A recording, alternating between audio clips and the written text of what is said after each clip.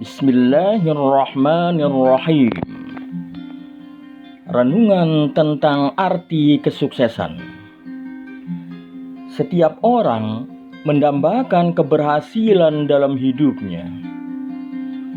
Tanyakan kepada siapapun, apakah Anda ingin meraih keberhasilan dalam hidup?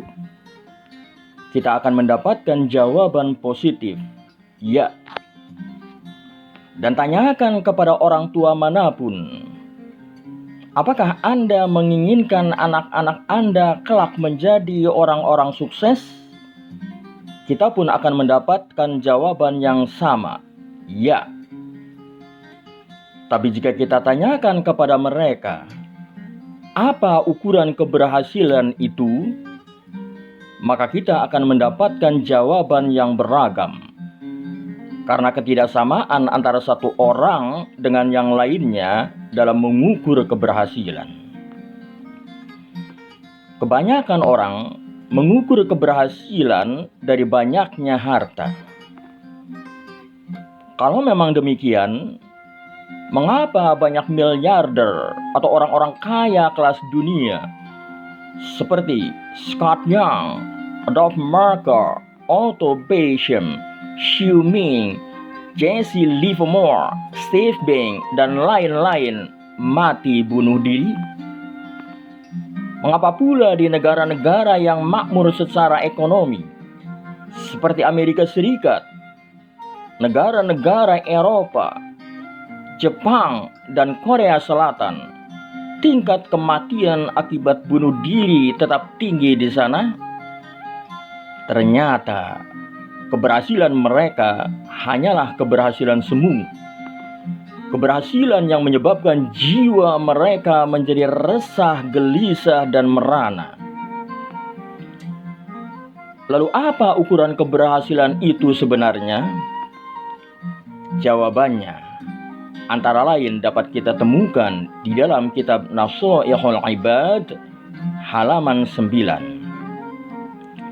Ruwiya diriwayatkan anin Nabi sallallahu alaihi wasallam, dari Nabi sallallahu alaihi wasallam, annahu qala, sesungguhnya beliau bersabda, khoslatani, ada dua perkara, la syai'a, yang tidak ada sesuatu pun, afdalu minhuma, yang lebih utama dari keduanya.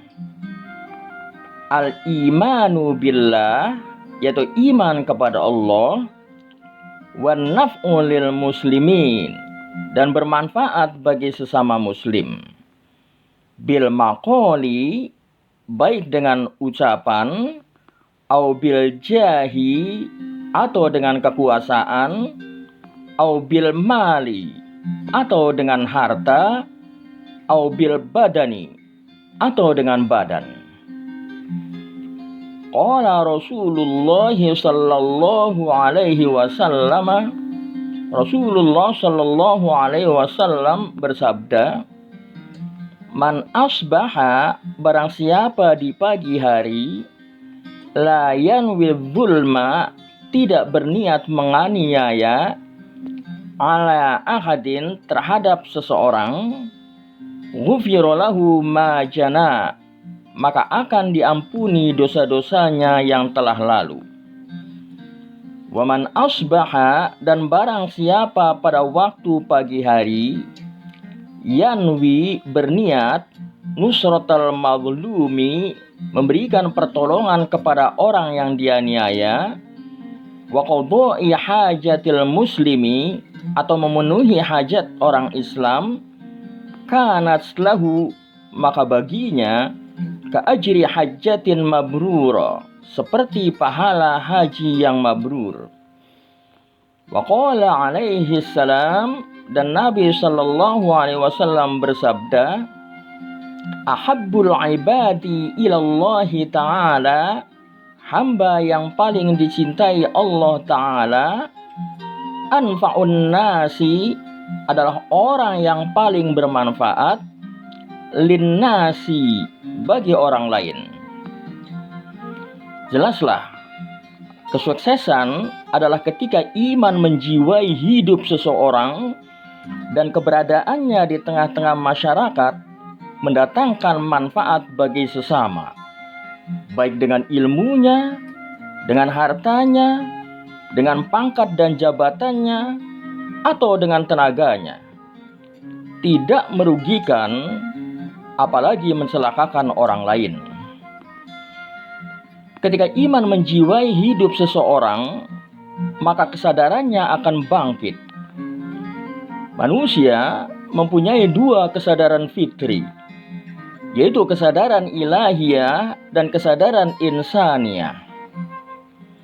Dimaksudkan dengan kesadaran ilahiyah adalah kesadaran akan diri seseorang dalam kaitannya dengan zat yang maha ada, Allah subhanahu wa ta'ala. Dengan kesadaran ilahiyah, manusia berada dalam orbit kerinduannya untuk senantiasa dekat secara vertikal dengan Allah. Dimaksudkan dengan kesadaran insaniyah adalah kesadaran akan diri seseorang dalam kaitannya dengan sesama manusia.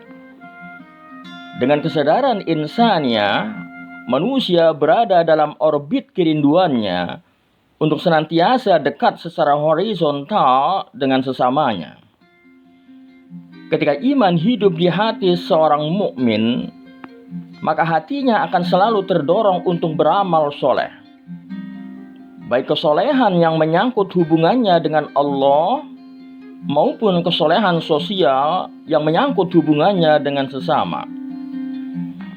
Dr. Nazir Khan dalam artikelnya yang berjudul Divine Duty, Islam and Social Justice mengatakan, all the experiences of life provide human beings with opportunities to embody virtues that emulate the divine attributes. Semua pengalaman hidup memberi manusia kesempatan untuk mewujudkan kebajikan yang meniru sifat-sifat ilahiyah, such as being compassionate to those in distress, giving generously to those who are needy, advocating on behalf of the oppressed, and so on.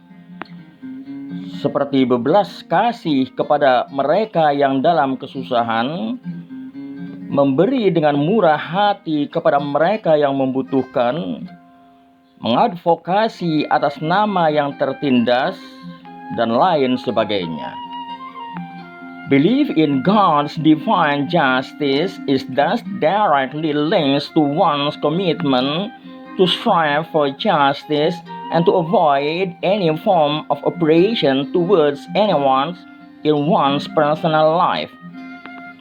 Kepercayaan kepada keadilan ilahi dengan demikian terkait langsung dengan komitmen seseorang untuk memperjuangkan keadilan dan untuk menghindari segala bentuk penindasan terhadap siapapun dalam kehidupan pribadi seseorang.